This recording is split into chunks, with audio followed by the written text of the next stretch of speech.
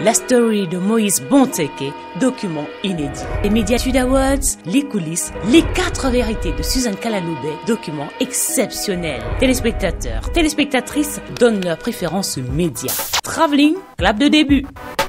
Travelling 5, saison 3, bienvenue à bord. C'est ici à Yaoundé qu'il a commencé sa carrière comme réalisateur radio avant de s'imposer comme animateur. Voici l'histoire de Moïse Banteke, document exceptionnel signé Alain Nagui et Sono, Christian Boadje, Miguel Ngoli Lafa, Kiki Ekwa et Alain Bel Singana.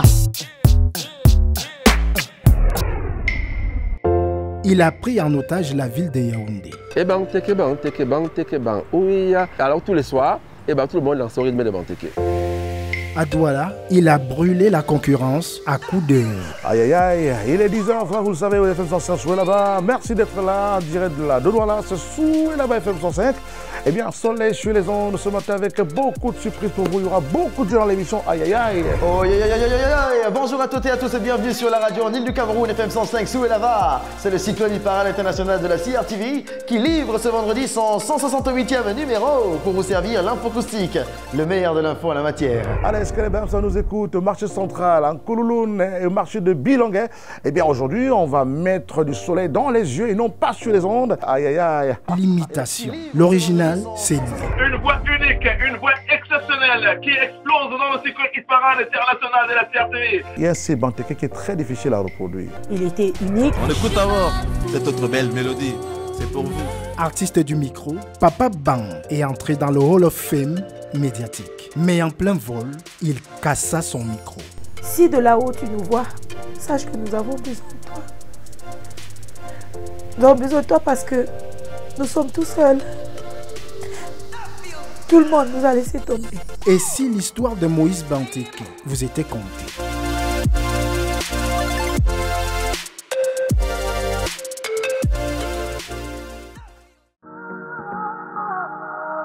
Bebondo, dans le département d'Unkam.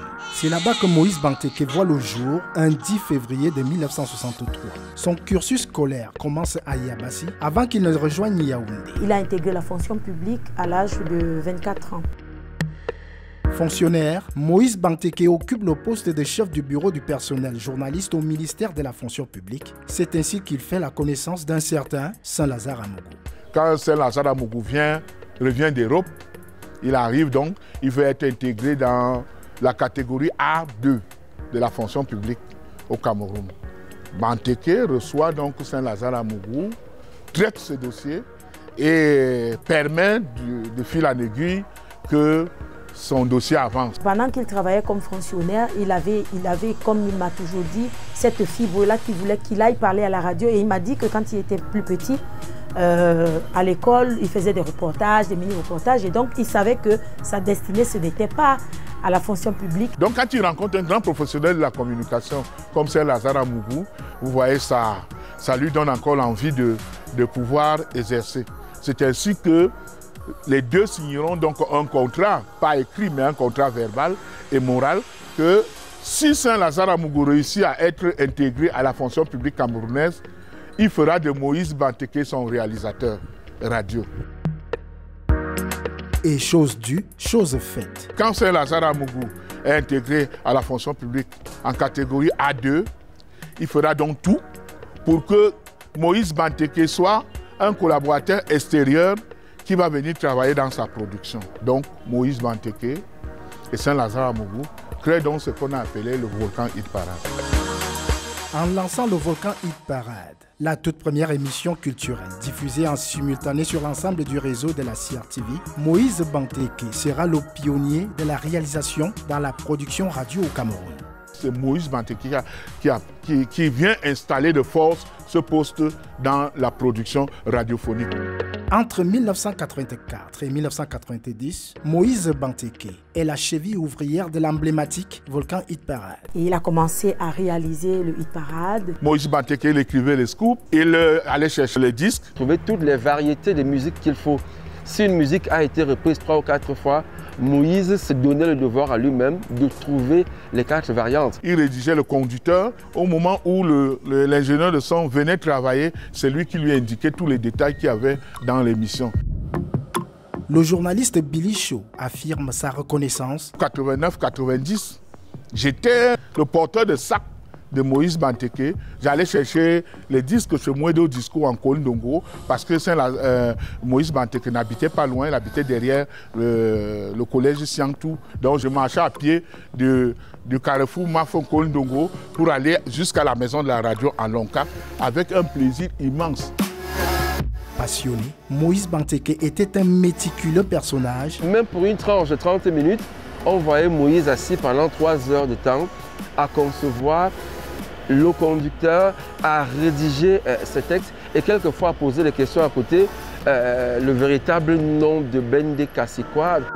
Par sa disponibilité, Moïse Banteke devient l'homme à tout faire de la toute première FM du Cameroun qui, rappelons-le, est créée le 6 décembre 1989. Pendant longtemps, il n'a jamais parlé à la radio. C'est comme ça qu'on finit par lui donner son émission à lui, une tranche d'antenne qu'il a commencé à animer. Et il parlera à la radio pour la première fois dans une tranche, justement le dimanche matin, de 10h à 11h. On avait donné la tranche de 10h à 12h à Folie d'Iran comme animateur pour faire une émission qui s'appelait Les Insolites.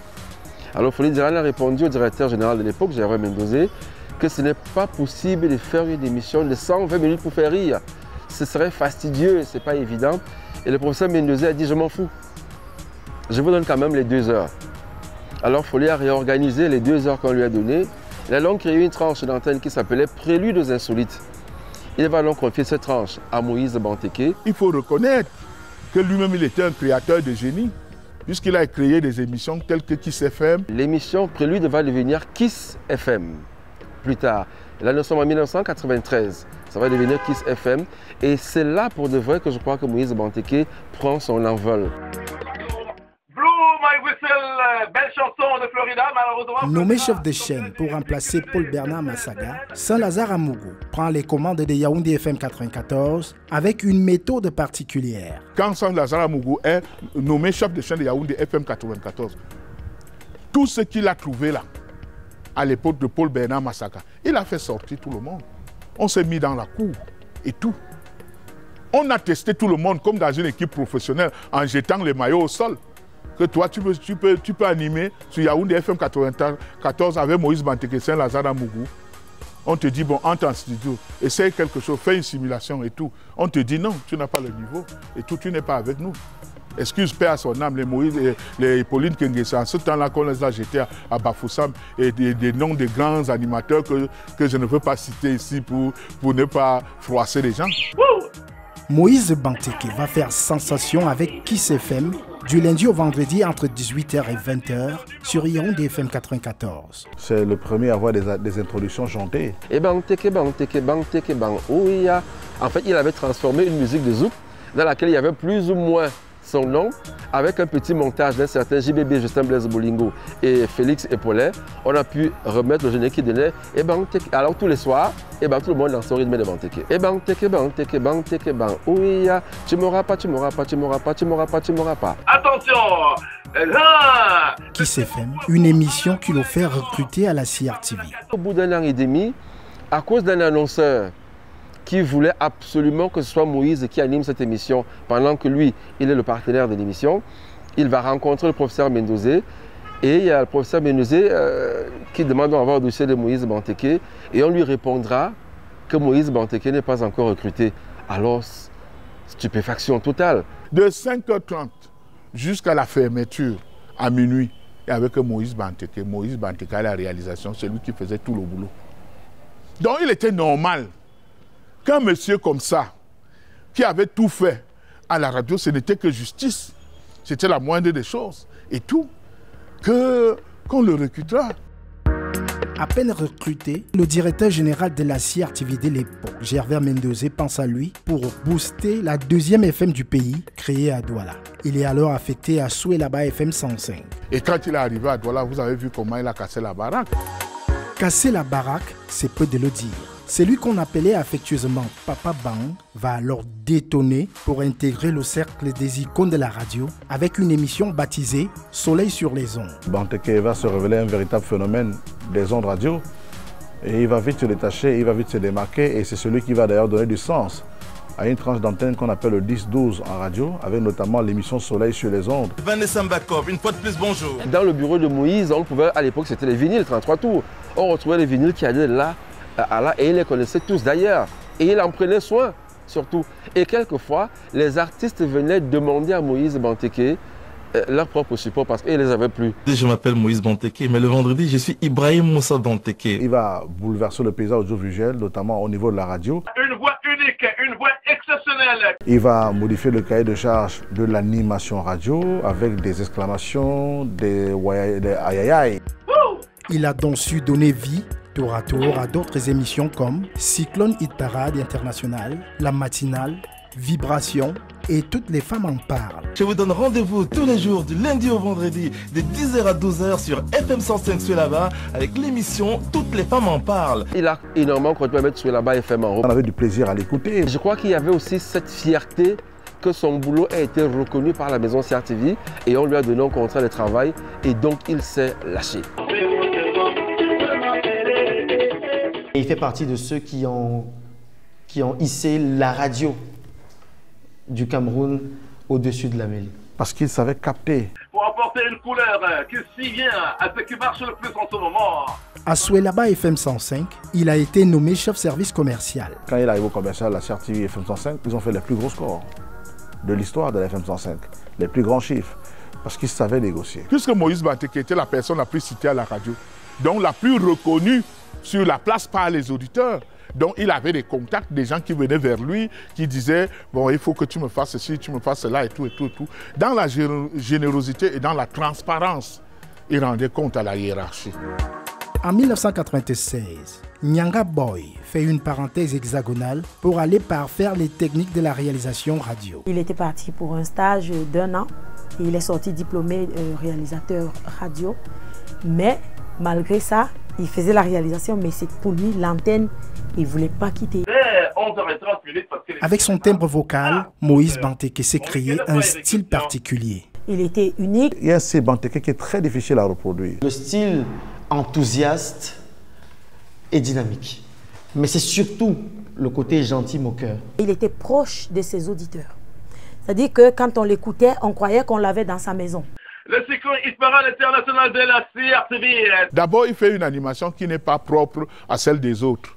Parce qu'il fait une animation sur le TGV, très grande vitesse. Entré la semaine dernière à la 13e position.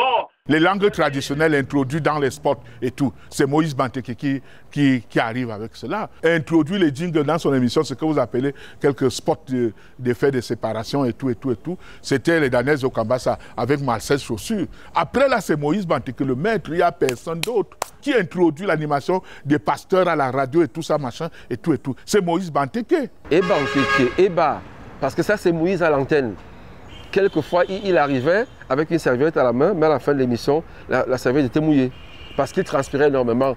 Il dansait en studio. Attention, classé 12e cette semaine. Comme on dit au Cameroun, Moïse Banteke ne whiteisait pas, mais pas que. Beaucoup d'animateurs et d'hommes de radio ont changé leur nom. Je me faisais appeler à l'époque Cyril Baudou quand je commençais. On voulait savoir les petits noms de stars qui sont bien à l'oreille. On avait un peu le complexe de notre identité. Il a gardé son nom Moïse Banteke. C'était déjà original. Les autres, c'était pas ça. Pascal Pierre, Folie d'Iran, Saint-Lazare Amougou, et Billy Shaw, cousin, bon, Joël Nungan, c'est lui, mais Banteke, c'est celui qui met vraiment sa personne en avant, son identité propre. Moïse Banteke. Je suis Moïse Banteke, je reste Moïse Banteke, je ne veux pas les noms européens. Je m'appelle Bojiko Duncho Cyril Bertrand, donc je mettais Cyril Baudou pour diminuer mes deux noms. Mais c'est Banteke qui me permet de me libérer. Pareillement, quand il est rentré d'Europe après RFI, il me dit, mais comment est-ce qu'on fait pour ne pas parler comme un Camerounais? Moi, je suis un Camerounais, je parle comme un Camerounais. Et non, il ne voulait pas. Il animait, il parlait à la radio comme il parlait hors antenne. Moïse était lui-même. Il ne cherchait pas à faire de l'emprunt, ni sur le plan vocal, ni sur le plan de la personnalité. Une grande séquence de Makossa carrément. Il n'a pas européanisé son animation comme plusieurs le faisaient à l'époque. Et les gens ont aimé. Les gens ont tellement aimé qu'ils voulaient le voir. Il y avait des moments où il arrivait à la radio, il trouvait qu'il y avait plein de monde à la guérite qui voulait juste voir qui est Moïse Banteke. Une autre jeune fille qui appelait tout le temps jusqu'à ce que la maman de cette jeune fille vienne à la radio et vienne demander à Moïse Banteke, qu'est-ce que tu as donné à ma fille? Absolument. Parmi ses admirateurs, le jeune Cyril Bojiko. 14 années durant, ce dernier a côtoyé son idole, mais il nous révèle que tout ne s'est pas passé comme il avait rêvé. Ça va très mal se passer. Le jour où j'aurai le courage de venir lui dire « Bonjour grand frère, je suis Cyril, je suis un jeune animateur, j'aimerais que tu sois mon parrain, que tu me formes. » Et surtout il me regarde et dit « J'ai pas de temps pour ça. » Et il continue sa route. Une douche froide, mais au final... Je suis recruté à la CRTV, affecté à Douala. Quand j'arrive, on nous présente aux anciens de la maison. C'est lui qui va dire « Ah, enfin, cet enfant est là, je peux déjà penser à la retraite. » L'information de cette matinée est une présentation... Il devient un peu son petit. Lorsqu'il a des difficultés après le concert foiré de petits pays qu'il avait organisé, tout le monde le lâche. Et je suis là. Et voilà comment il m'adopte. Homme pluriel, mais aussi un promoteur culturel qui travaillait à valoriser les talents. On va tout de suite inviter et on va accélérer un tout petit peu. Il a monté une entreprise qui malheureusement n'a pas prospéré. Parce que vous savez, dans ce milieu, il faut avoir un lobbying. Ce lobbying, lui, ne l'avait pas. Il essayait de tout faire par lui-même. Les portes ne lui étaient pas ouvertes facilement. Sa vie, il a eu pas mal de problèmes. Il en a eu à la CRTV, il en a eu dans le monde des affaires, il a été trahi par des amis, ainsi de suite. Il a connu beaucoup de trahisons, il a connu beaucoup d'abandon, ainsi de suite. Des coups bas, il en a eu énormément. Il a été empoisonné. Premier animateur radio à diffuser le titre Zangalewa, il a révélé des artistes comme Benji Mateke ou Davis Mambo. Eba Nkeke, Eba, Bayam Salam, Eba. Normal que son nom figure en dédicace dans de nombreuses chansons, même des plus grands. Je ne connais pas beaucoup d'artistes qui auraient pu dire non à Moïse Banteke. Parce qu'il n'avait pas le contact, une redevance financière. Il prenait vos musiques, il les jouait parce que c'était son travail à lui, ça lui faisait plaisir. Et également dans ses albums... Avec son épouse Nadia Iwande, il était l'organisateur d'un concours baptisé Miss Mama Kilo pour valoriser les femmes rondes. Son organisation Miss Ronde a connu l'adhésion de beaucoup d'artistes parce que chacun se disait c'est ce que je vais faire pour Moïse. Véritable touche-à-tout, Papa Ban était président d'un club de football, président départemental de la Fédération camerounaise de karaté dans son Cam natal. Journaliste sportif, il a même commenté les matchs de la Ligue 1 camerounaise. Tout le monde est unanime. Moïse Banteke était un homme entier. Très humble. Très chaleureux, toujours blagueur. Il avait toujours une histoire à raconter pour faire rire tout le monde. Il était ancien d'église, il était très pieux. Ça faisait que ce n'est pas quelqu'un qui pouvait volontairement faire du mal. Il avait toujours un petit sourire en coin qui faisait sa bonne humeur. Et sympathique parce que dès le premier abord, écoutez, c'est comme si vous connaissez depuis. Moïse était très joyeux. Il était un homme qui... D'ailleurs, quand je commençais à râler dans la maison, il me disait, moi, à la radio, on me paye pour que je parle. À la maison, on ne me paye pas, donc je ne parle pas. Je parlais seule et je m'arrêtais toute seule. Et pour être à la 14e position. Il s'est sacrifié pour le travail au détriment de la famille. Parce qu'il n'était pratiquement jamais là. Je peux compter le nombre de fois où il a passé le réveillon de Noël avec moi et les enfants. L'arbre de Noël avec beaucoup de cadeaux à offrir à ces enfants-là. En tout cas. Il a mis le travail avant et nous on venait après. Au final, il aimait tellement les gens qu'il donnait tout. Et il y avait des moments où il était capable de vivre sans rien. Il était détaché de tout ce qui passionne les hommes. Les gens comme ça sont rares. Et côté professionnel, Moïse s'énervait beaucoup. Il avait Moïse de partir sur un coup de colère comme ça là, mais qui ne mettait pas long, heureusement. Moïse Banteke, lui, c'est une machine à tuer. En audiovisuel, Moïse Banteke coupe les spots, il fait les montages, il auditionne, il nettoie, il programme les musiques, il écoute, il connaît toutes les musiques, il sait que cette musique ne correspond pas avec le thème de l'émission, il arrange la salle, les micros, il aide le technicien et tout, il arrange le son, il faisait tout. Il était multifonctionnel. Côté cœur, séducteur, mais pas tombeur. Malgré son grand succès, il n'avait pas une vie désordonnée. Hein. Il avait sa belle petite femme à la maison et tout, avec deux très beaux garçons. Rendu à Douala, il a fait la connaissance de Nadia Yawande. Troisième enfant de leur union, Boris Banteke se souvient de la première fois de ses géniteurs. Oui, ils m'ont raconté comment ils se sont rencontrés. Donc, en fait, qu'est-ce qui se passe? C'est qu'il y a Moïse qui calcule Nadia Yawande depuis quelque temps. Donc, il la voit dans des petits spectacles et tout ça. Il la voit aux côtés des Black Steel aussi. Tiens, il commence à guetter un peu la meuf. Et donc, il cause avec son ami Marco Mbela. Et Marco Mbela, qui est très proche de Nadia Yawande, organise le rendez-vous. Je rencontre Moïse Banteke, je crois que c'était en 97, à un restaurant. À l'époque, il y avait un restaurant qu'on appelait chez l'Ambamoise. C'est là qu'ils se sont rencontrés. Et c'était à l'occasion de l'anniversaire d'une amie. Il était assis une table juste après la mienne, avec un ami commun qui était le directeur du cinéma Le Vouri. Et donc c'est le directeur du cinéma Le Vouri qui vient me dire assis avec moi, c'est Moïse Banteke, tu as entendu parler? Je dis oui, parce qu'en fait il sortait fraîchement de Yaoundé, de FM 94, et il était affecté à la FM 105. On était le 27 décembre et il m'a dit que le 30 décembre il avait une émission spéciale fin d'année à la FM 105 et que ça lui ferait plaisir que je fasse partie de ses invités, ce que j'ai accepté aussi. Et à la fin de l'émission, j'étais invitée chez Marco Mbela qui baptisait ses enfants. Et donc, moi, je lui dis au revoir, tout naturellement. Je lui dis, je vais aller chez Marco Mbela qui baptise ses enfants. Et donc, on s'appelle plus tard. Et il m'a dit, mais je suis également invitée là-bas. Attends-moi, on y va ensemble. Le rendez-vous en tête-à-tête organisé par Marco Mbela, il a joué 10. On est allé chez Marco Mbela tous les deux. Et après, chez Marco Mbela, on a gardé le contact. 2 jours après, il a cherché à rentrer en contact avec moi. Il m'a invité à dîner. Il était fiancé à l'époque d'une fille qu'il avait laissée à Yaoundé, puisqu'il avait fait toute sa vie, passé sa vie à Yaoundé. Il avait une fiancée à Yaoundé, il me l'a dit.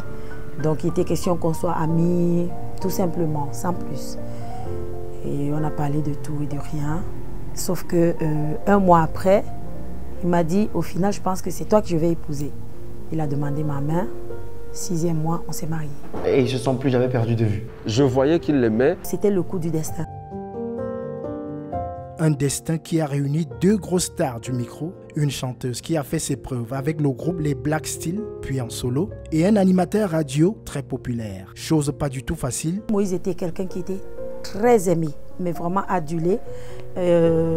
Moi, j'étais une femme, une chanteuse que les gens aimaient beaucoup, mais qui venait leur prendre leur star. C'était difficile dès le départ. Tout le monde, le jour de notre mariage, à un moment donné, le pasteur a dû arrêter la cérémonie parce que les gens montaient même sur les arbres pour voir qui est la femme que Moïse Banteke a épousée. Après 22 ans de mariage, leur rêve se brise un matin. Sur le macadam de Bonanjo, quartier de Douala, alors que Papa Ban faisait son jogging matinal. Arrivé au niveau de la maison du parti, avec les autres sportifs, c'est là où il s'est écoulé. Et les autres sportifs l'ont aidé à mettre dans un taxi pour le conduire directement à l'hôpital militaire qui est à un pas de la maison du parti. Immédiatement après, il était de là, de l'hôpital militaire de la maison du parti. Il est entré dans un coma profond. Après, on l'a amené à la garnison militaire, où malheureusement, on n'a pas pu le prendre en charge. Encore des problèmes de prise en charge. Donc il fallait le transférer à l'hôpital général. On a demandé son transfert pour l'hôpital général. Donc, entre l'hôpital général et l'hôpital militaire, vous savez qu'avec ce que ça comporte très tôt matin avec un embouteillage, on ne pouvait pas. On était dans le véhicule avec Moïse, avec 2 infirmiers et le colonel lui-même qui est au volant. Son cœur s'arrête de battre. Juste à l'entrée de l'hôpital général, c'est là où Moïse Banteke a rendu là. Le vendredi 10 mai 2013, à 8h10, Moïse Banteke est déclaré mort. La rumeur envahit d'abord les berges du Vouri pour après gagner tout le Cameroun et au-delà. Un gars comme Moïse Banteke ne meurt pas. Il meurt comment? Il laisse le Cameroun à qui? C'est pas normal. C'est pas normal. Nous, on est là, on est resté se battre. Dans un sale Cameroun où on ne respecte pas le talent des gens, le mérite et tout et tout. Un gars comme ça meurt. Moïse meurt. Mais votre pays est méchant. Je ne sais pas pourquoi les gens sont méchants à ce point. Quand quelqu'un a du mérite, Victime d'un AVC des mois plus tôt, son épouse se trouve en Europe au moment du drame. J'ai eu Moïse le jour de son décès, le matin, à mon réveil. Je l'ai appelé et il m'a dit au moment où tu m'appelles, je suis en train de brancher mon téléphone pour aller au footing. Parce qu'il faisait le footing tous les matins. Et je lui dis, je t'appelle parce que Frédéric, donc mon fils, un de mes enfants, n'a plus ses chaussures de foot. Il me dit, ok, j'ai compris, laisse-moi aller faire le sport et je te rappelle une fois que j'arrive à la radio. Je dis, ok. Moi, on s'est dit au revoir. Il ne m'a pas dit qu'il avait un problème puisqu'il allait faire du sport. Et à peu près 40 minutes plus tard, je reçois un appel de Nono Flavie. Moi, je partais au travail. Je trouvais que c'était trop tôt pour qu'elle m'appelle. On s'appelle tous les jours, mais en journée. Et elle me dit, tu sais que tu peux compter sur moi. Je dis, oui, toujours. Mais pourquoi tu me dis ça? Et elle coupe le téléphone. J'ai un sixième sens qui me fait croire qu'il y a quelque chose qui ne va pas. Donc j'appelle mon fils Boris qui était à l'époque à l'université de Boya. Et je lui demande, est-ce que ça va? Tout le monde va bien? Il me dit, oui, tout le monde va bien. Et il me dit, d'ailleurs, je vais aller à Douala parce que le grand-père m'a appelé pour me dire que papa est un peu souffrant. Donc je vais aller à Douala. Sauf que je passais à l'amphi et puis quelqu'un m'a dit, Banteke, mes condoléances, je ne sais pas pourquoi. On m'a appelé le 7 mai, me demandant de venir à Douala le 10 urgemment. Moi, je sais qu'ok, bon. Comme je n'ai pas eu de cadeau d'anniversaire, le 5, ça c'est l'occasion quoi. Il m'a cherché mes dos. Je lui ai dit que je vais venir le 10. Il m'appelle le 9 soir. Il me dit non, viens très vite le 10, mais très très tôt. Je dis ok. Bon, moi je dormais. Et donc on m'appelle, on m'a annoncé qu'il est décédé. Je rappelle Nono Flavie. Je lui dis pourquoi tout à l'heure quand tu m'as appelé, tu m'as dit que je pouvais compter sur toi. Et elle me dit, mais parce que je suis à la morgue et que ton mari est décédé.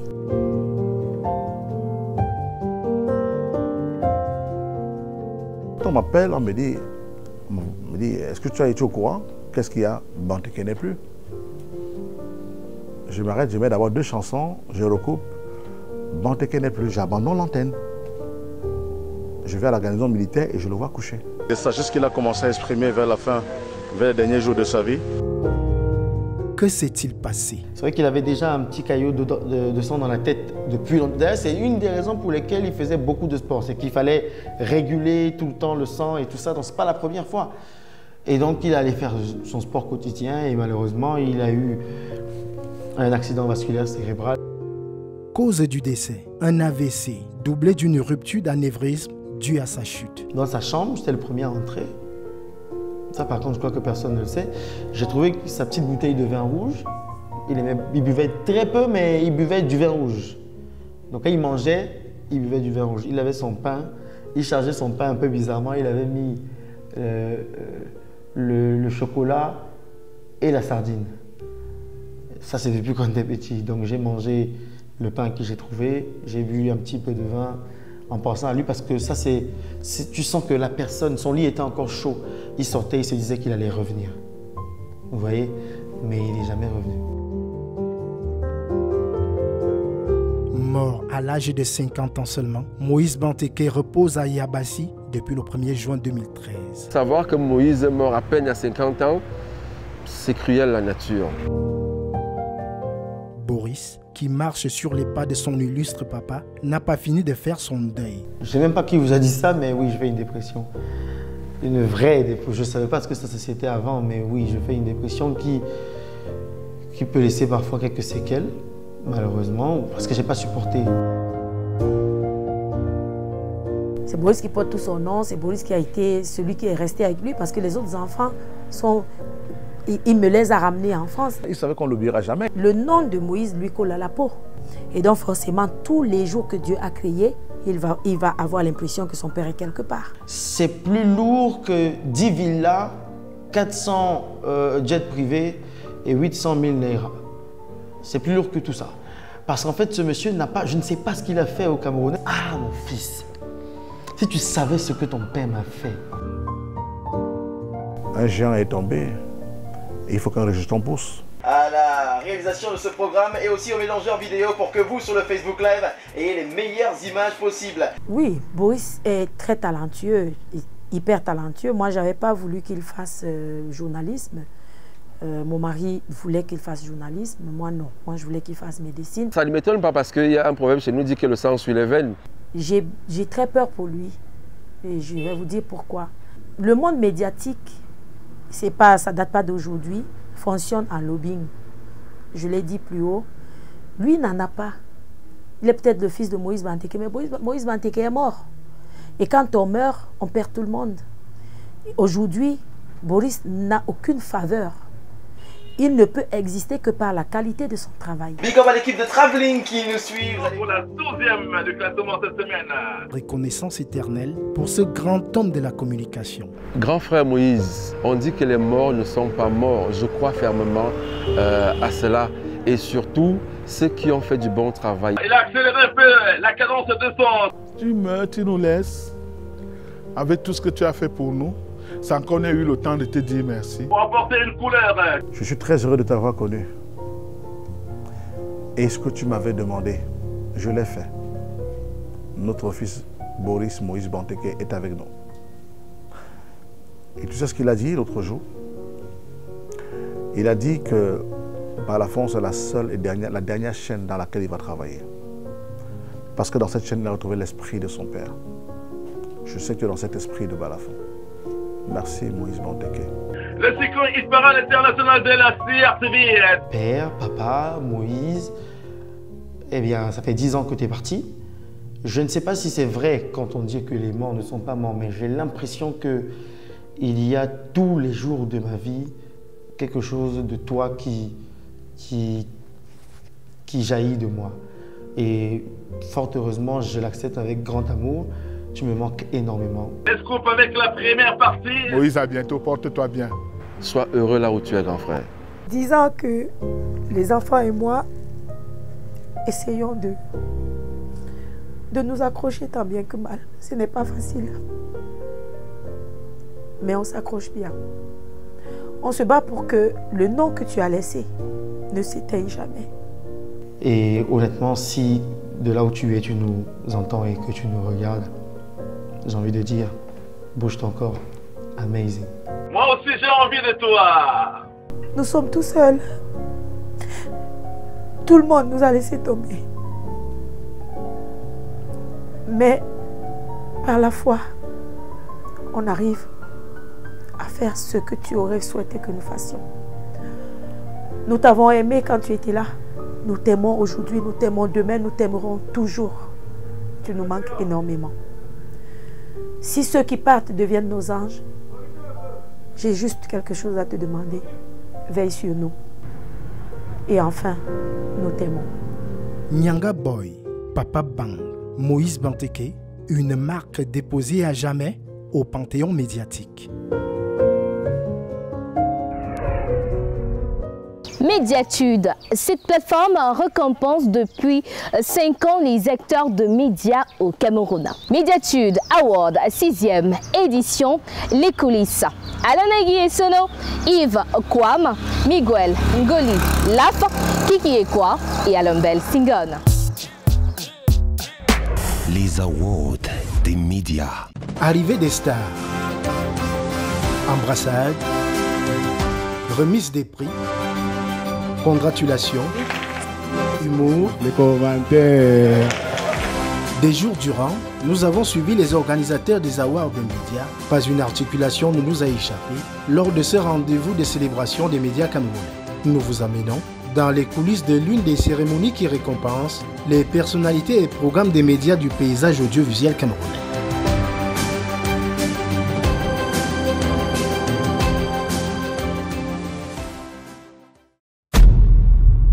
Deux structures majeures pour l'exécution des awards des médias doivent se rencontrer. Il s'agit d'un côté de la plateforme digitale Médiatude, organisatrice de l'événement depuis 2017. Donner la parole à nos internautes. Qui est-ce qu'ils aiment en tant que journaliste, en tant qu'animateur, en tant que chaîne de télé. Et de l'autre, Creative.com, prestataire technique après plusieurs séances de travail préalables par téléphone. Les deux startups ont rendez-vous pour une séance de travail dans la salle où doit se tenir l'événement. Il est 12h30 ce jour-là. Accompagné de Hussein Fifen, son chargé de la communication, le jeune entrepreneur Yves Martial Tienche de Médiatude arrive par la pénétrante Est qui donne directement à l'adresse de la salle choisie pour l'événement.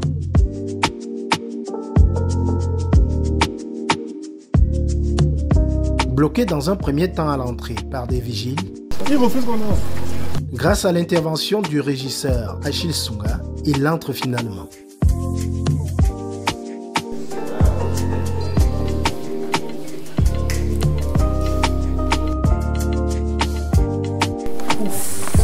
Cette salle. L'équipe de Creative Com arrivée plus tôt les y attend déjà. Puis dans la foulée, commencent alors les repérages. Tous les aspects techniques sont passés en revue. La disposition des caméras. Pour avoir la caméra centrale qui va prendre. La coordination et l'affinage du son. Le son qui vient de la régie.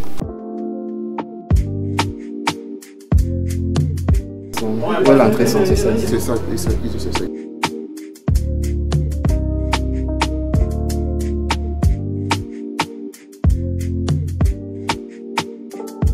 Le choix des éléments du décor. Oui, on va prendre le marron,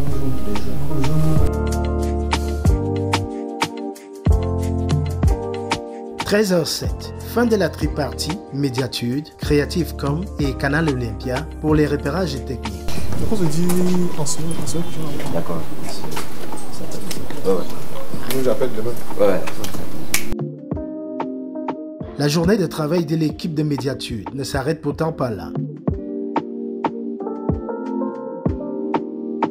Elle profite de l'après-midi, ensoleillé, pour honorer quelques rendez-vous chez les partenaires. Quartier rue Manguier à Yaoundé.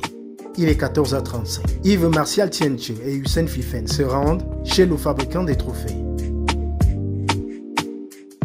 Les trophées ont déjà été soclés, il ne reste plus qu'à mettre le nom et le logo des Médiatudes et aussi le nom des vainqueurs. Ça fait pratiquement une semaine que nous sommes dessus. Donc dans les 2-3 jours au plus, les trophées seront déjà prêts. Aucune inquiétude de ce côté donc. D'accord, à bientôt.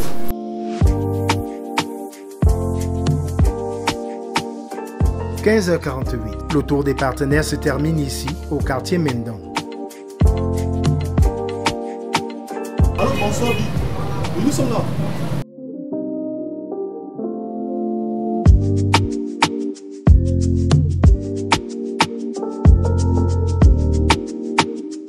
C'est le 11, c'est ça, nous sommes le 11.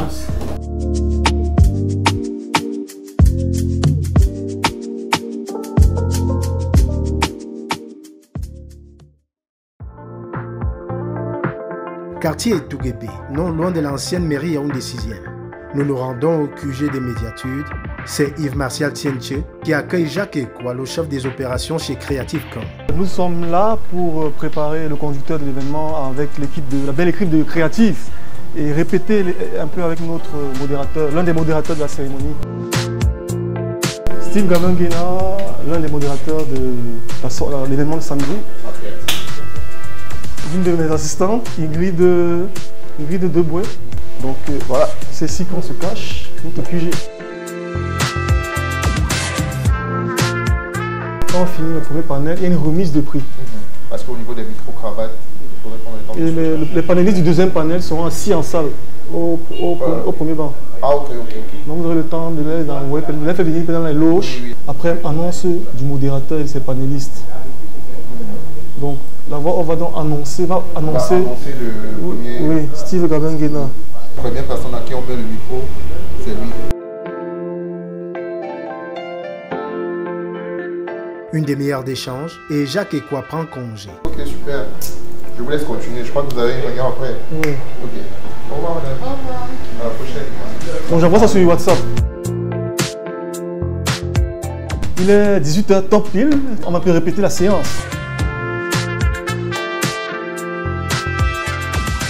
Il y a un palier supplémentaire à traverser. Les erreurs qu'on a commises peut-être l'année dernière, il ne faudrait pas les commettre.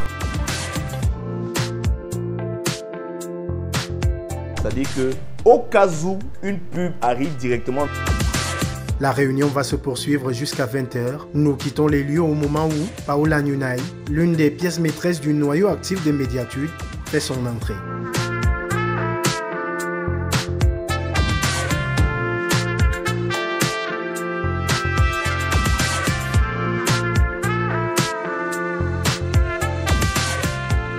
Vendredi, veille de l'événement, il est 12h46. Accueilli par Erika Soken de Médiatude, Jacques Ekwa et toute son équipe de Creative Com viennent d'arriver sur le théâtre des opérations. C'est encore fermé, on va attendre.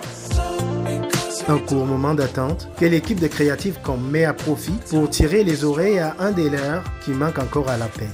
Est-ce que ce n'est pas écrit que test à Canal Olympia, ce n'est pas écrit, tout ça n'est pas écrit. Plus de réunions d'opposition, est-ce que ce n'est pas écrit. Donc tu vas venir découvrir la salle demain. 12h54, le régisseur demande d'entrer. C'est ouvert, on peut y entrer.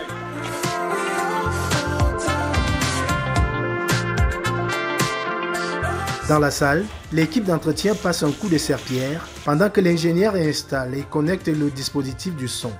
Je suis en train de vouloir faire toutes les installations.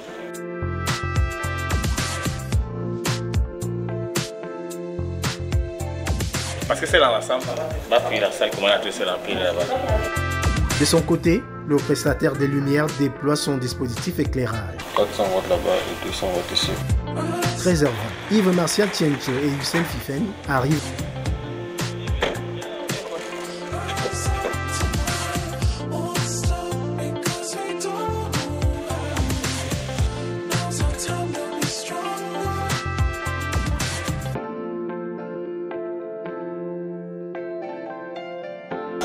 On monte.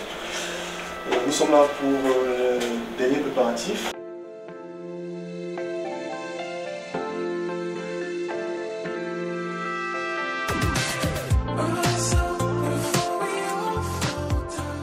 « 15h07, fin de l'installation des lumières, de la mise en place et de la balance du son. Pense à qui c'est Guillaume.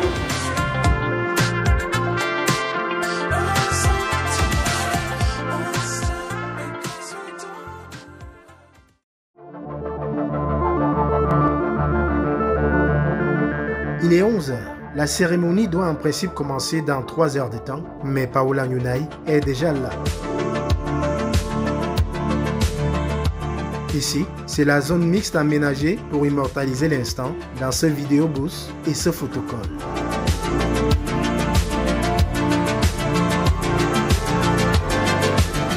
À l'intérieur, la mise en place est effective. Ils sont de retour, les amours. Il est 12h04 exactement et nous sommes en train de caler les derniers réglages. Oui, bon, je vais dire. La séance de travail avec moi, on va préciser. Non, le truc c'est ça, non. Bienvenue à la 6e édition des Le pool photo fait les derniers réglages. On va toucher les photos en live pour faire vivre la page Facebook.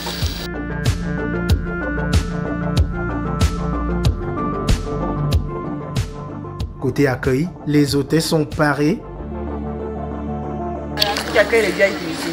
Ah là-bas, oui, il faut une là-bas. Tu vois un peu. Encore les derniers réglages, c'est on brief les hôtesses pour qu'elles puissent diriger les gens. Et comme dispositif technique, nous avons 3 caméras pour la vidéo et 2 photographes pour les photos. Et nous avons un ingénieur son et également 2 réalisateurs.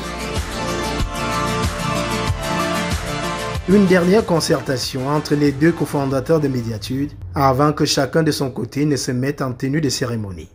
Vraiment rapide de chez rapide.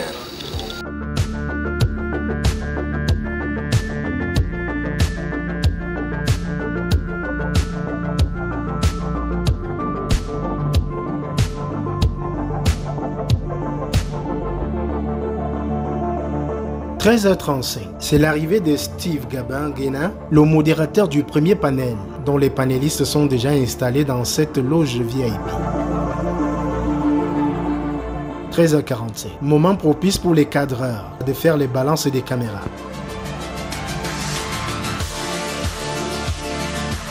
Retour à l'extérieur, où nous retrouvons Paola Nyunai, anxieuse tantôt, avec ses 2 téléphones, passant à intervalles réguliers des coups de fil. C'est pour savoir dans combien de temps tu es là.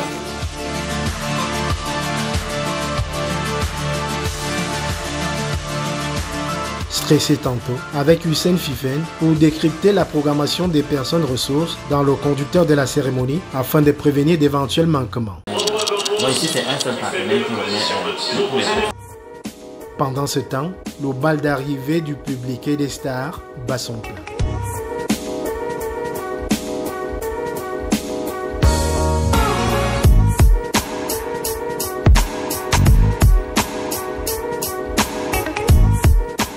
Sur le podium à côté, un assemblage de petits fours est en train d'être dressé par le service traiteur.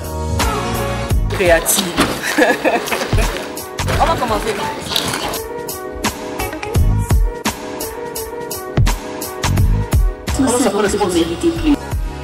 14h36. L'auditorium de Canal Olympia est envahi par le timbre vocal de Samuel Bayeka. Bon après-midi, mesdames et messieurs. Merci d'avoir fait le déplacement de cette salle dédiée au 7e art qui nous accueille ce jour afin de célébrer un art à part entière, les médias. La voix off vient de lancer officiellement la 6e édition des Awards des médias, dont les grands moments sont captés par ces opérateurs de prise de vue, immortalisés et diffusés instantanément sur la page Facebook de Médiature. Avec l'équipe de Médiature, justement, je proposais les photos et puis ils ajustaient et puis mettaient en ligne avec les phrases choc. Sur la scène comme dans les coulisses, le mécanisme est bien huilé, des consignes sont données. On veille au moins de quoi. 4 heures durant, médias et annonceurs se sont parlé les yeux dans les yeux. Parce que si tu as autant d'abonnés, activités qu'ils veulent promouvoir. Médiature a procédé à la remise des prix aux vainqueurs des 17 catégories retenues à l'issue de 3 mois de compétition et d'un voting qui a comptabilisé 180 000 votes. Et donc les bâtisseurs aussi, montrer que nous pouvons aider à construire ce secteur. Martinez Zogo, tu étais un héros.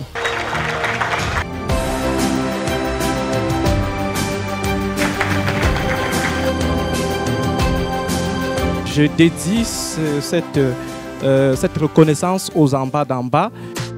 18h43, fin de la cérémonie. Merci à vous, public, pour votre fidélité. On remballe tout.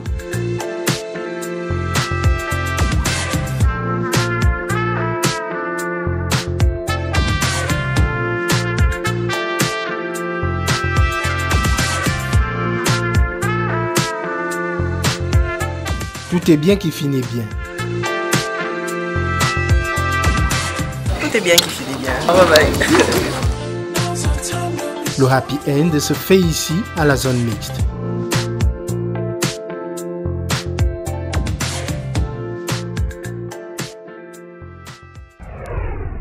On lui donnerait aisément l'award de la sincérité. Elle dit les choses comme elle les pense. Voici l'histoire d'une grande gueule et une grande dame des médias au Cameroun. Les 4 vérités de Suzanne Kalaloube, document inédit d'Alonegui Sono, Christian Boadje, Miguel Golilaf, Alain Belsingon et Kiki Ekwa.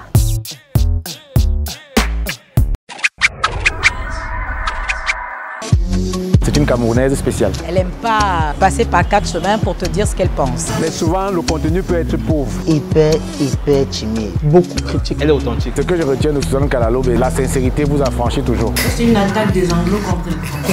Sincérité, rigueur et polémique. Elle fume, elle boit ce qu'elle veut, elle rentre à l'heure qu'elle veut. Elle ne s'efface pas devant un homme. Les hommes sont des gens extrêmement dangereux. C'est-à-dire, dès que vous devenez leur femme, vous devenez aussi leur domestique supérieur. Catégorie. Moi, je crois pas au bon Dieu. Chroniqueuse à la plume létale. Mon ton trop libre et trop critique. Voici les confidences de Suzanne Kalaloube, une journaliste engagée qui ne dit que ce qu'elle pense, n'en déplaise.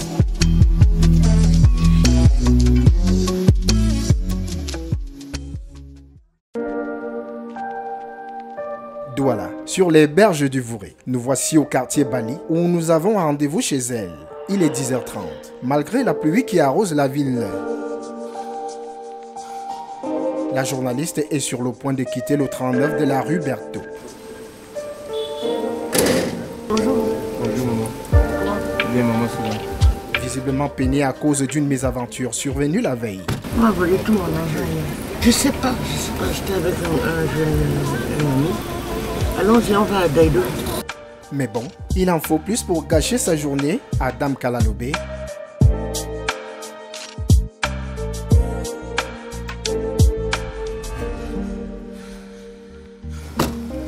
les dimanches, elle produit près de 3 heures de programme sur 2 radios de la place, donc Peña Mundi FM, une radio communautaire Sawa, où elle co-anime avec son groupe Djambar, entre 11h et midi, une émission culturelle. Parmi les gens de Ngondo, il y en a qui pensent qu'ils sont initiés. J'ai la chance de faire la mise en onde de l'émission Kalati. La parole des anciens, la parole des sages. Et Dash Radio du groupe Dash Media, où elle présente de 14h à 15h30 La Panafricaine, une émission à forte connotation politique, où des personnalités peuvent vous pousser la chansonnette comme Kawala, qui mime du Salignolo.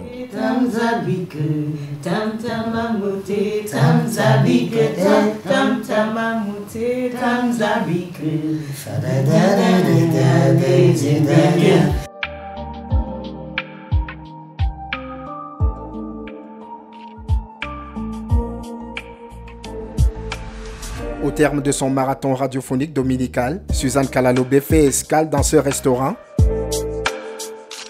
Je vois une dame qui arrive, qui rentre dans mon établissement et qui était là, c'était Suzanne Kalalobé. L'insoumise retrace le parcours d'une journaliste militante. Je suis Suzanne Bema Kalalobé. Ça tourne.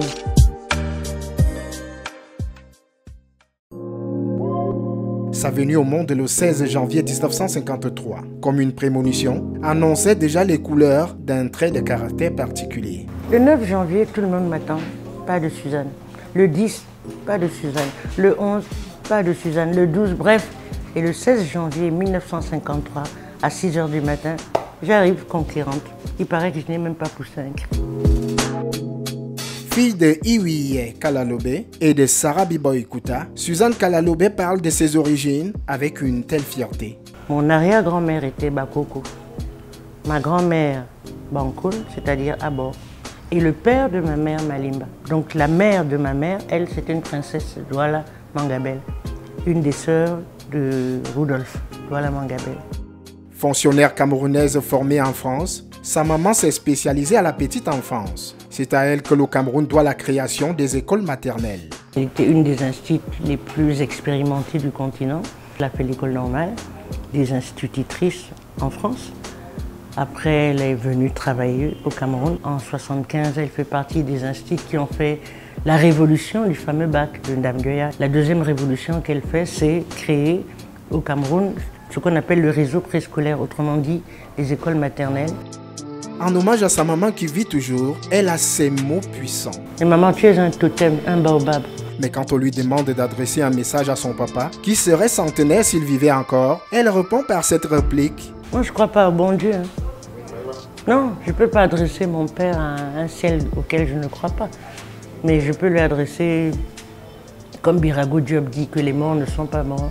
Je peux lui dire que de là où il est, je ne sais pas s'il est fier de moi, mais moi j'étais fier de lui. Suzanne Kalalobé est une grande gueule qui dit ce qu'elle pense avec un sang-froid des plus déconcertants. Tenez par exemple ce message adressé à sa sœur, partie trop tôt. Bon, Maria, tu passais ton temps à nous donner des conseils en nous ouvrant les yeux sur ce que sont les gens. Chaque fois que tu voyais quelqu'un, tu disais ça c'est un type. Rappelle-toi ce que tu nous disais à propos de Frondi. Tu l'appelais social fasciste et tu ne voulais pas qu'on le soutienne à l'époque de l'opposition. Et moi je te disais mais non, il faut que l'opposition se réunisse. Tu m'as dit non, Suzanne, ne sois pas si naïve. Eh bien, tu n'as pas eu tort. Ma foi, le SDF est dans les limbes de l'oubli aujourd'hui. Dieu, elle a des mots qu'elle vous donne. Si vous n'avez pas les pieds sur terre, je vous jure que vous ne lui parlez plus jamais. Un trait de caractère fort, forgé par la petite Suzanne Mbema Kalalobé dans son enfance, comme l'illustre si bien ce pan d'un souvenir conflictuel d'avec ses frères. Il me disait que j'étais un garçon manqué parce que je n'aimais pas du tout mettre les hauts, les t-shirts, parce que je voyais les garçons avec le torse nu. Donc j'avais pas de raison que je ne sois pas torse nu moi aussi. Donc j'avais toujours un petit corsaire, mon petit corsaire rouge, et je passais mon temps à courir. Et mon frère aîné, qui n'est qu'un dictateur, et donc il me donne un coup, boum. Moi aussi je réponds, dom dom.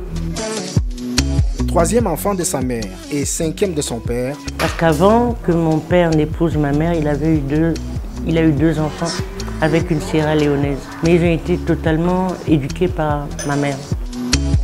de la maison de son enfance à Bali, il ne reste que des vestiges d'un souvenir inoubliable laissé par un grave incendie causé par un court-circuit de camarades criminels de AES Sonel ou des Néo. Ils coupent quand ils veulent, ils rétablissent comme ils veulent. Et comme la maison était en bois, tout a brûlé. Comme je ne suis pas mariée ni tout ça, je n'avais pas de maison. Mais c'est ma mère, c'est mon frère, le bâtisseur, Frédéric. C'était son premier projet d'architecte accompli. Ma mère, c'était son premier projet de maison après la mort de son mari. Et oui, c'est tout un pan de notre histoire qui est parti en fumée. Pour reconstituer le puzzle du mythe Suzanne Kalalobé, nous nous sommes lancés sur les traces de son parcours scolaire qui nous ont conduit d'abord au Petit Jos à Bonanjo. C'est l'école des bobos, des familles aisées. En 1963, alors qu'elle a 10 ans, Suzanne Kalalobé s'envole pour la France. En 6e, donc à l'âge de 10 ans, dans un collège à Neuilly, il faisait un froid de canard. Et donc j'étais toujours au fond de la classe parce que j'avais froid. Et les enseignants pensaient que j'étais un cancre. Bon, il s'est avéré que je faisais partie des meilleurs élèves. Elle continue ses études dans le sud-ouest de la France où elle s'est littéralement radicalisée. En 4e, quand nous sommes allés à Bordeaux, j'étais peut-être le dépaysement. Ma mère ne voulait pas que je sois à la maison. J'étais la seule qui était à l'internat. Bon, ça m'a pas fait du bien, ça m'a radicalisée. Suzanne Kalalobé va survoler avec brio ses études supérieures. J'ai mon bac en 71, j'ai soutenu un doctorat extrêmement compliqué en linguistique à l'Université de Paris 3. C'était l'analyse comparée entre le Wolof et le Douala. En 1989, elle obtient un DEA en management culturel précédé d'un MBA. Mon DEA portait sur les grandeurs et dissidences au sein d'un parti politique. Le cas de l'UPC. Et ça, c'est à Bordeaux, à l'Institut de sciences politiques. Mais avant, je fais un MBA qui va porter sur l'étude des industries culturelles en Afrique, le cas du Nigeria, du Congo et du Cameroun. Le 7 octobre 1991, un malheur vient bouleverser sa vie. C'est le décès à Colombes en Île-de-France de Iwiye Kalalobé, son père cofondateur de la maison d'édition et revue culturelle du monde noir appelée Présence africaine. Il a eu une attaque. J'étais à une réunion à l'époque, la coordination nationale de l'opposition chauffait et mon compagnon du moment est venu me chercher. Il vient me chercher, je vois la mine attristée de ma belle-sœur, une blanche totalement défaite. Et mon compagnon me dit, lève ton pas. Je dis que tu viens me chercher comme ça en pas. Comment ça, tu me déranges, je suis en réunion. Il dit, papa est mort. Je dis, ok, si c'est ça que tu as trouvé, camarade, tu t'es trompé. Je suis retournée dans la salle. Il revient, il me tire. Il dit, viens, on part. Et c'est quand je vois la mine de ma belle-sœur que je comprends que l'affaire là n'est pas simple. Et c'est comme ça qu'on part à Colombes en voiture pour aller voir le corps de mon père. La mort de son géniteur vient alors sonner le glas de sa relation avec la France. Je me suis dit, je fous quoi là-bas? Il est mort, c'est mon père, ma mère est au Cameroun. Je suis partie avec le corps. On est parti le 12 octobre 1991. Suzanne Kalalobé décrit avec ses mots son voyage retour au pays natal. On est parti dans un avion, nous tous les frères et sœurs. On était habillés en noir. Et donc les passagers ont cru que nous étions un groupe sud-africain parce que j'ai une sœur qui est complètement folle. Elle s'appelle Marlène et elle n'arrêtait pas de chanter des chansons de Myriam Makeba. Elle chante faux comme un Polonais. Malaika, nakupenda malaika, napulande longo mona douala. Batu bende yoyemba obebe namba. Les gens se moquent de moi, mais nakupenda malaika. Voilà comment je débarque donc au Cameroun 38 ans après l'avoir quitté.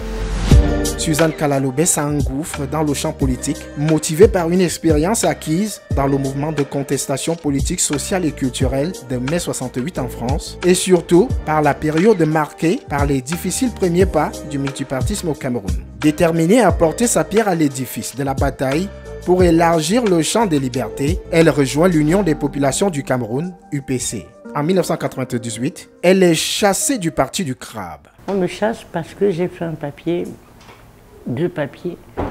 D'abord un papier sur les élections législatives que mes camarades ont trouvé trop trop mou, trop conciliant, et un papier sur l'état de l'UPC de l'époque où je montre les 3 visages de l'UPC. Et mes camarades estiment que je contribue à la dévalorisation de ce parti. Bon, est-ce qu'elle est capable de militer vraiment? J'en doute. Elle ne vit que de polémique. Or, souvent dans ces formations-là, on a besoin d'un peu plus de sérénité. Donc, c'est un trait de caractère qui fait qu'elle ne peut pas rester stable. Alors, membre de quel parti politique aujourd'hui? Du parti des indisciplinés.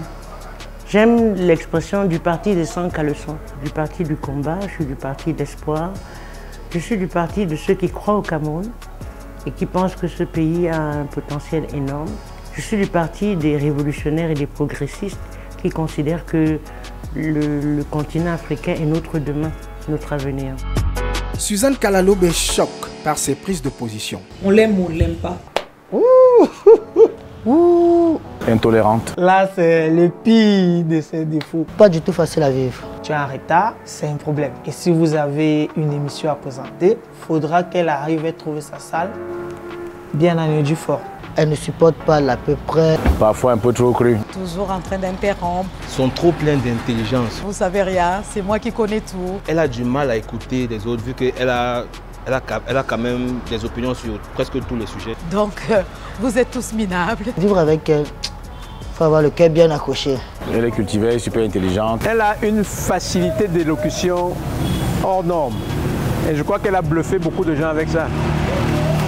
Parce que tout l'essentiel chez elle est dans la façon de dire les choses. Et comme je crois qu'elle a bénéficié aussi du fait qu'elle a passé beaucoup de temps en France. Et donc, elle a eu cette facilité de parler comme les Français. Et les gens adorent ça. Mais souvent, le contenu peut être pauvre. Elle préfère ne pas avoir quoi que ce soit dans sa poche et se rendre service aux autres. À son retour au pays, notre intello rebelle embrasse le journalisme. Pour rendre hommage à mon père, mais sous la pression de ses amis. Les 2 congrès de l'UPC, Célestin Monga me demande de faire un papier sur ces congrès-là. Donc j'écris un papier de 8 pages, très bien payé. D'ailleurs, à l'époque, c'était l'équivalent de 8 000 € quand même. Hein. Pour un petit papier, ça vaut la peine de le faire. Et si vous voulez, j'ai mes oncles, les amis de mon père qui lisent ce papier, qui viennent me trouver pendant les obsèques, parce que ça a lieu pendant les obsèques de mon père. Bon, j'avais déjà commencé à faire des chroniques pour Tchunke dans la nouvelle expression qui s'appelait Point de vue. Je me suis dit, ok, pourquoi pas. Et c'est à dessein qu'elle choisit de parler politique et culture pour vendre ses services dans les médias. Je me spécialise beaucoup dans l'analyse politique puisque j'ai fait Sciences Po et dans les reportages culturels, les présentations des événements culturels. Suzanne n'a jamais fait de reportage. Elle était tellement énervée qu'elle a dit elle-même qu'elle en avait fait 1 ou 2. Donc c'est pour vous dire qu'elle était dans toute autre chose que dans ce qu'on appelle les gens nobles de la profession de journaliste, c'est-à-dire le reportage et l'enquête. Tchunke voulait qu'il y ait 2 sons de cloche dans son journal. Il y avait l'éditorial de Jacques Blaise Mouzier et il fallait le contrepoids de Suzanne Kalalobe qui s'appelait Le Point de vue. Après une entrée en matière avec ses points de vue dans la nouvelle expression, c'est sur Equinox Radio que Suzanne Kalalobe fait sa première en radio. Je fais une interview de Guy Laberty, qui à l'époque représentait le Parti socialiste pour les questions africaines.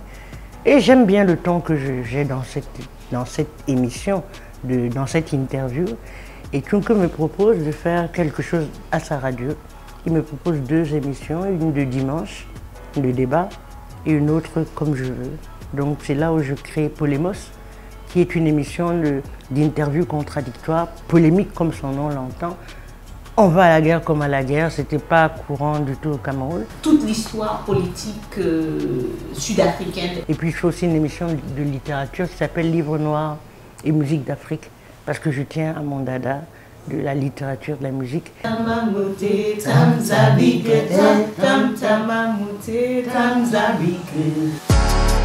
Cependant, sa première en télé, c'est sur Canal 2 International où elle débarque comme productrice. C'est Tchatoué qui me propose en disant qu'il ne peut pas me payer.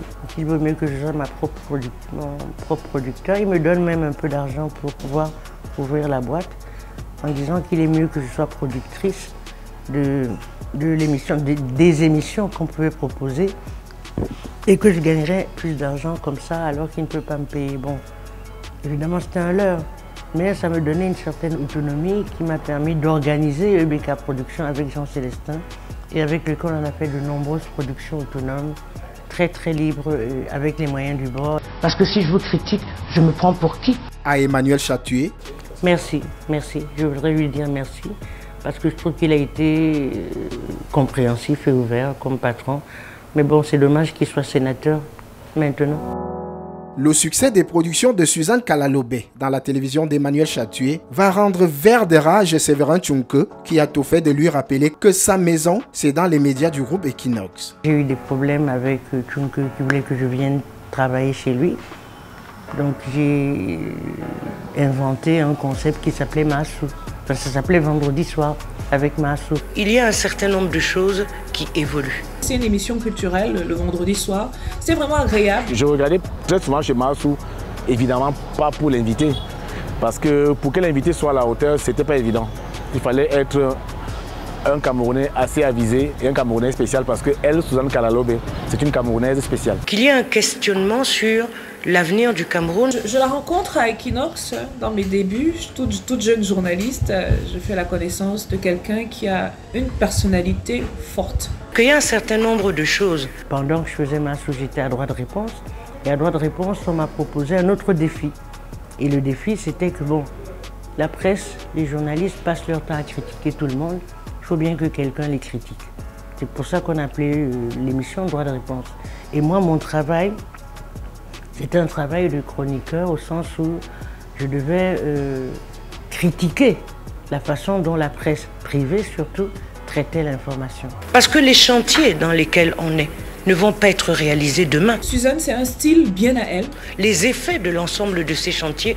L'émission Droit de réponse, une boîte de Pandore qui va exploser dans les mains de Suzanne Kalalobé. Ça m'a valu toutes les flèches et on peut dire que la controverse autour de est-ce qu'elle est pour le pouvoir, de quel côté elle roule, de quel côté machin, parce que j'étais très critique avec mes propres collègues. Mon collègue dit oui, mais c'est Kavayegue qui a demandé au ministre de faire un budget réaliste. Mon but, c'était pas tellement de les enfoncer, mais de réveiller la conscience des journalistes en leur disant que bon, on est en train de fabriquer des monstres en leur mentant sur leur puissance et leur pouvoir, et il nous faut être critique avec eux. Ça, c'était droit de réponse et Maassou. Je ne savais pas que c'était le début de ma fin à Equinox et ça a été le début de ma fin. C'est ainsi que l'acte de mariage entre Séverin Tchunke et Suzanne Kalalobé se fend en deux. C'est la déchirure, la cassure. Parce qu'on a estimé que j'étais trop, qu'on appelle ça, virulente et trop alignée, quoi.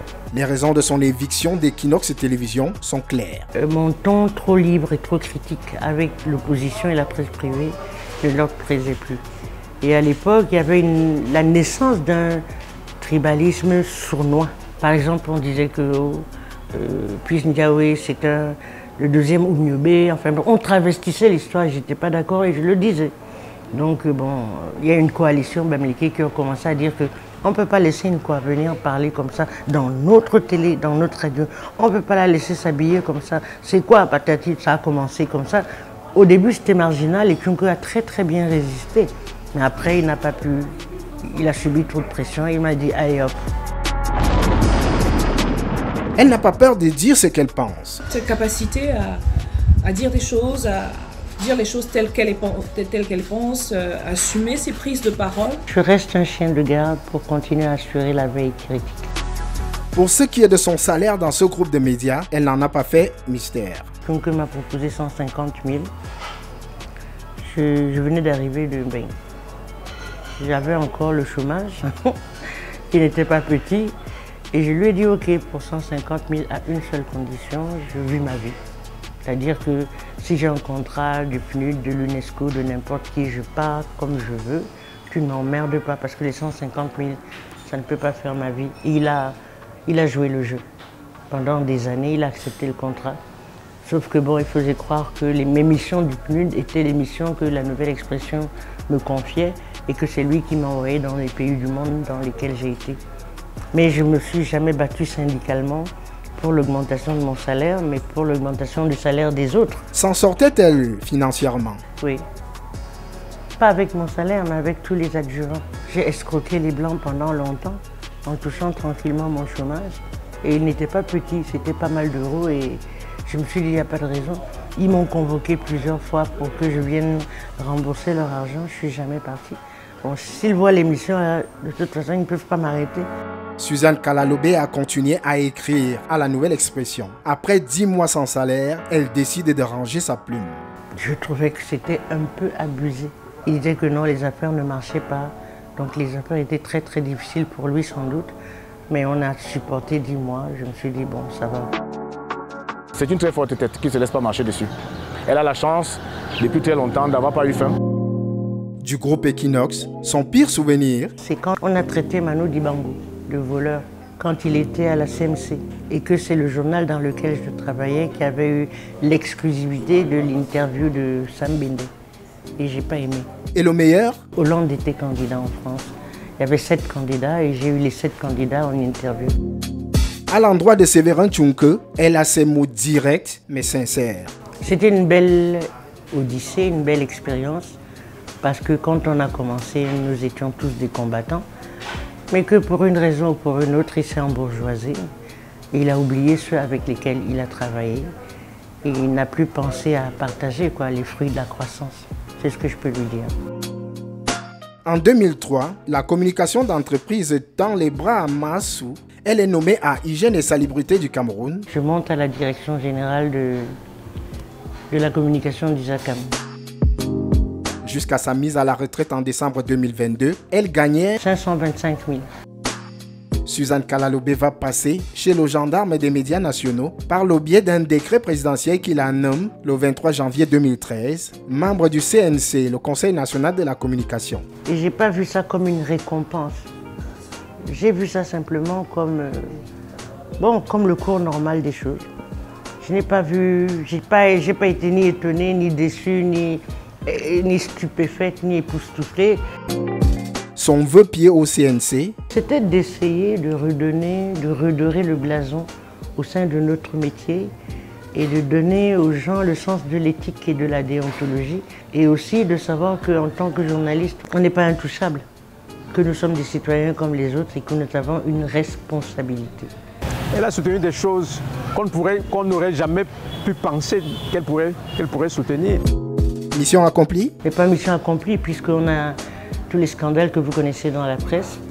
On a de plus en plus de dérives, on a de plus en plus de médias dont on n'a aucun contrôle. Tout le monde est journaliste, tout le monde est producteur, tout le monde est réalisateur. Après un mandat renouvelé 3 fois, Suzanne Kalalobé a un avis tranché sur ses 7 ans passés au CNC. C'était extrêmement houleux au début parce qu'on ne s'entendait pas. Elle me donnait l'impression qu'elle était venue là pour me marquer à la culotte. J'étais dans leur opposition, ils étaient dans la mienne. Elle s'était constituée comme l'avocate des différents présidents que nous avons eus. Et eux, ils étaient contre les dirigeants. Le truc qui m'ennuyait le plus, c'était l'obligation d'aller présenter les vœux au chef de l'État parce qu'il fallait rester stationné, aller le saluer. C'était très obséquieux. Donc chaque fois que j'ai pu l'éviter, j'ai évité ça. J'ai découvert une femme au très très grand cœur. Et d'ailleurs, je pense qu'elle est tellement généreuse qu'elle s'oublie parfois. Vous allez seulement me tuer. Plusieurs fois épinglé et l'un des meilleurs clients du CNC en son époque, l'animateur de l'émission Embouteillage, Martinez Zogo, avait été assassiné. Si je dis comment on fait son lit, on se couche, on va croire que je suis d'accord avec le fait qu'on l'assassine. Non, c'est pas normal qu'il ait été assassiné. Voilà. Vous n'avez qu'une seule chose à faire, c'est de finir avec moi. C'est pas normal. Et c'est complexe comme affaire parce qu'il y a beaucoup de... Je pense qu'il y a beaucoup de courants qui s'affrontent dans cette histoire. Il y a beaucoup de causes de l'assassinat de Martinez Zogo. Beaucoup d'enchevêtrements dans les coulisses, sans compter qu'on a affaire à une presse à gages où chacun donne soi-disant ses sources et ça circule sur le net, ça devient l'opinion du net. Mais personnellement, je ne pense pas qu'il ait été assassiné par Amougou Belinga sous la demande de Laurent Esso. Je ne pense pas. Je vais vous montrer que la papaye, c'est le fruit du blanc. Ce que je peux lui dire et à d'autres journalistes, c'est que quand des titans s'affrontent, il ne faut pas mettre son doigt dans la bouche de l'alligator, sinon c'est votre doigt qui sera croqué et mangé. On laisse faire, on regarde, parce que tout le monde a peur. Sans langue de bois, voici ce qu'elle pense de deux de ses collègues au CNC. Jean-Bruno Tagne. Je l'ai trouvé un peu agité, mais c'est une bonne personne. Christophe Bobiokono. Oh là là là là là, lui c'est un insecte. C'est un moucheron. Très teigneux, très teigneux. Mais sans langue de bois non plus. Bon, c'est vrai que je dis les choses comme je les pense. Le Conseil national de la communication a tout son soutien. Non, qui ne lâche pas. Férue de culture et naturellement de musique, Suzanne Kalalobé a souvent poussé la chansonnette. Félix Moumi was one of my friends. On l'a vu avec un groupe appelé Jalalilon. Un groupe de jeunes révolutionnaires. So we sing. Mais on a fait beaucoup de concerts antiracistes dans beaucoup de villes de France. On a été jusqu'en Allemagne, on a été en Italie, on a été en Corse aussi. Et quand on lui demande son avis sur le niveau actuel de la musique camerounaise, il y a le meilleur comme le pire. Je travaille le vocal. Je ne m'arrête pas à Malox ou ténor ou les toncas. Comment vous appelez ça? Ça a commencé, voilà ça au... Voilà ça au... Voilà ça. Je ne m'arrête pas à ça, mais je m'appuie sur ce que fait Bona, ce que fait Etienne Bappé, ce que fait Sangon de Dindolo, ce que fait Kares Futsu, Charlotte Dipanda, ce qu'ont fait les Salignolo. J'écoute d'autres musiques que celles qu'on nous impose, en nous faisant croire que c'est ça la musique camerounaise. Si la musique est une niche de bonheur pour la femme de poing qu'elle est, côté cœur, Suzanne Kalalobé n'a vraisemblablement pas toujours tiré de bons numéros, même si avec Béa Manouéa, leur idylle est allée au-delà de 45 ans de relations amoureuses sans concrétisation. Ce qu'on vivait dépassait le mariage. Elle raconte souvent comment elle avait présenté son petit ami à ses parents à l'époque qui étaient tout jeunes. Et c'était une famille un peu d'aristo, intimidante pour les jeunes, mais le mec est venu tranquille en étant lui-même. Il ne s'est pas laissé faire et c'est comme ça qu'elle est tombée amoureuse de son gars. Si elle ne trouve pas d'importance à se marier, c'est parce qu'elle a un avis tranché sur les hommes. Les hommes sont des gens extrêmement dangereux. C'est-à-dire, dès que vous devenez leur femme, vous devenez aussi leur domestique supérieur. Donc je ne tenais pas à devenir la domestique supérieure de mon compagnon avec lequel nous avions le même âge. On était à égalité surtout. Il n'y avait pas de raison que je devienne son épouse pour être sa domestique ou simplement la pondeuse qui va lui faire des enfants à la maison. Donc bon, lui et moi, on n'était pas d'accord sur ça. Lui, il a toujours voulu se marier, moi je ne voulais pas. Et j'avais une conception très révolutionnaire du couple, libre. Bon, lui, il avait une conception de sa liberté à lui, à condition que lui, il se libère de toutes les charges de ses... Vous voyez ce que je veux dire, non? Donc je n'étais pas d'accord avec ça. Et je n'étais pas d'accord avec ce que je supposais dans le mariage comme asservissement de la femme, ou de l'homme d'ailleurs. Parce qu'en fait, quand vous dites mon époux, mon épouse, c'est des contraintes qui vous amènent à vivre des relations bizarres. Suzanne Kalalobé représente la liberté. C'est-à-dire qu'on fait ce qu'on veut, on avance dans sa vie selon ses préceptes, selon ses conditions. Oh, je vis seule, oui, je vis seule sentimentalement. Je sais pas si ça me pèse tellement, je sais pas. Des fois oui, des fois non, je sais pas. Parce que des fois je me dis que je l'ai bien cherché. Hein. Parce qu'on me reproche des choses. Libertine comme elle assume, elle fume, elle boit ce qu'elle veut, elle rentre à l'heure qu'elle veut, elle ne s'efface pas devant un homme. C'est des choses qui ne passent pas forcément ainsi. Et moi je continue à être comme je suis, je dis qu'à mon âge c'est difficile de changer. Donc j'aurais du mal à critiquer les personnes qui me quittent. Parce qu'elles ne supportent pas un certain nombre de choses. Masso a dit que elle, Masso, son corps n'est pas le corps d'une seule personne. Je n'ai pas de gars. Je ne dis pas que je suis ni un corps à prendre, ni un cœur à prendre, ni rien. Je suis devenue sugar mommy. Vous savez ce que c'est que les sugar mommy? Je suis devenue une sugar mommy. J'ai pas de gars. On m'a chassée. En relevant le fait qu'elle est devenue Sugar Mami, Suzanne Kalalobe explique: j'ai vécu une histoire avec un jeune que j'ai trouvé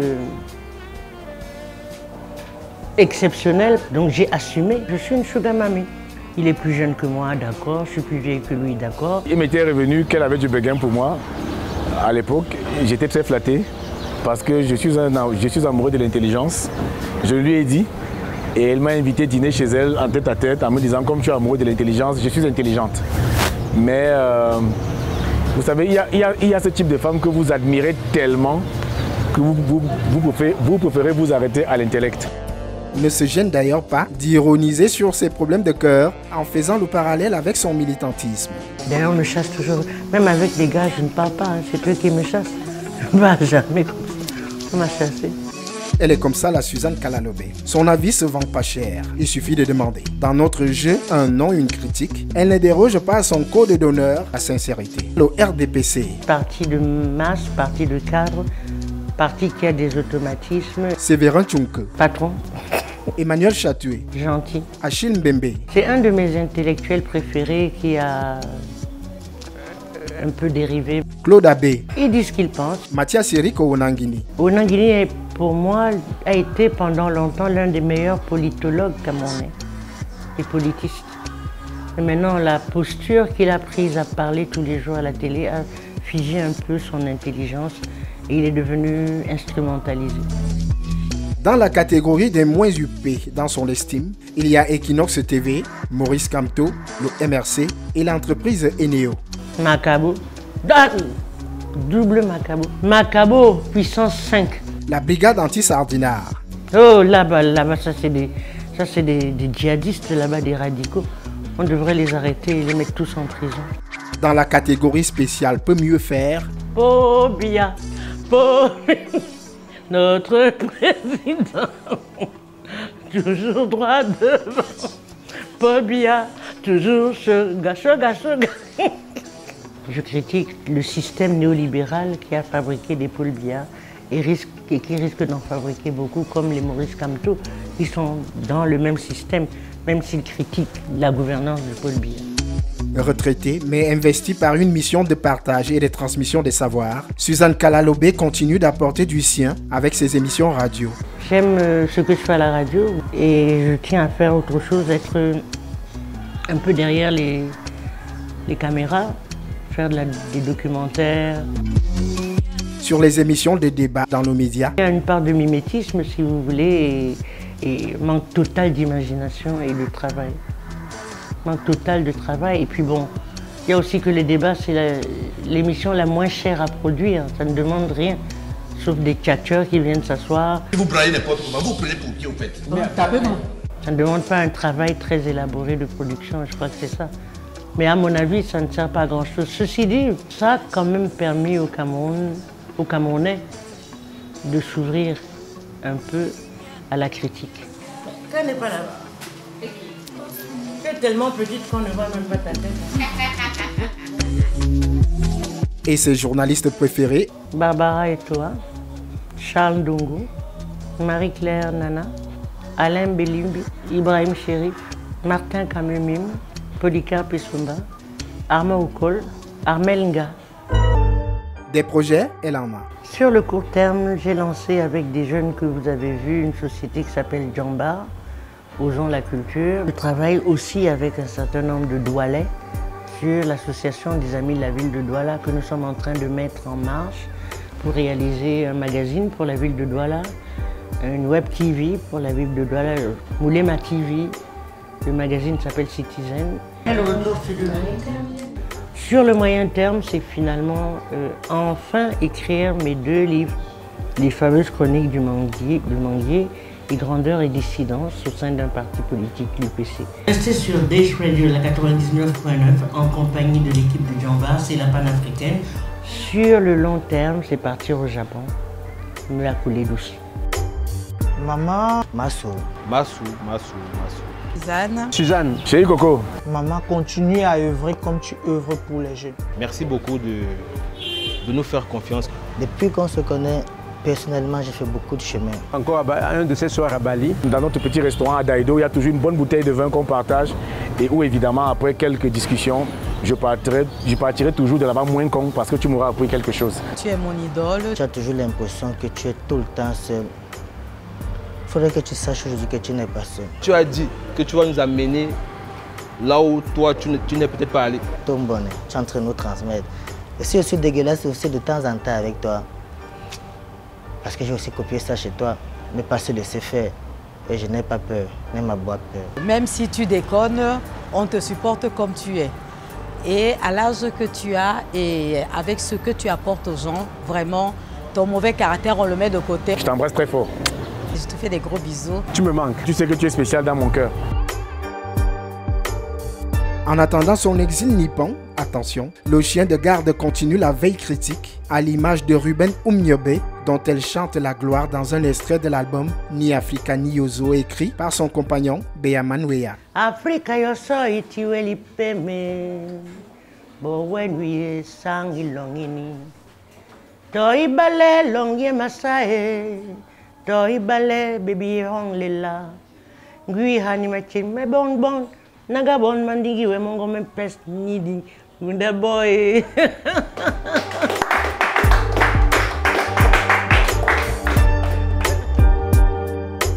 J'étais le gros plan de travelling.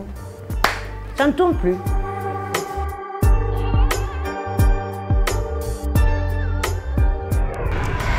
Respect Suzanne Kelalobé. Une téléspectatrice nous parle de ses préférences médias, c'est la télécommande.